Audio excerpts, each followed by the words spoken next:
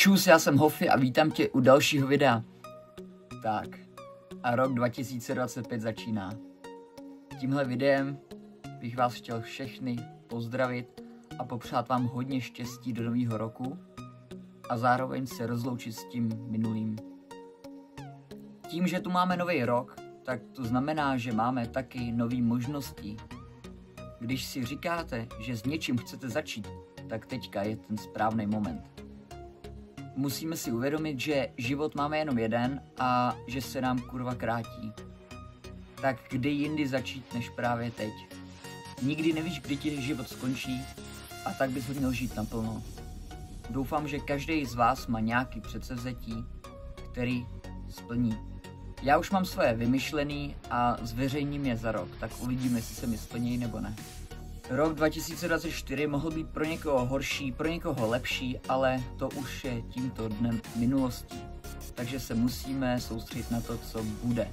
Buďte pyšní za to, že jste to tak zvládli, že jste tady, že jste v pohodě a že máte dost sil pokračovat v tomhle. Nemyslete na negativní věci, prostě myslete na to pozitivní, užijte si ten život, však o to tu jsme, ne? Pokud jste někdy fakt přemýšleli o tom, že s něčím začnete, ať už je to cokoliv, nějaký sport nebo nějaký nový hobby, tak s tím začnete právě teďka. I když nám život někdy háže překážky pod nohy, tak my se vždycky musíme zvednout a vždycky pokračovat, jasný? Určitě zažijete i těžké momenty, ale to nevadí, to je prostě část života, to tady bude. Hlavně se nebojte si říct o pomoc, když ji budete potřebovat.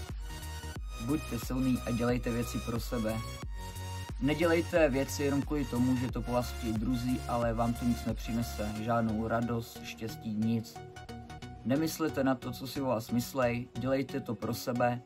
Je to váš život a vy byste si ho měli užít, ne nikdo jiný. Doufám, že tenhle rok prožijete něčím úžasným, prostě skvělýma zážitkama a věřte vždycky, že bude líp. Vždycky může být líp. Když budete jeden den smutní nebo nebudete prostě se cítit dobře, tak je to v pohodě, protože další den, další dny může být líp. Hlavně na to vždycky myslete, jasný? Hodně štěstí a držte se, jo? Čau.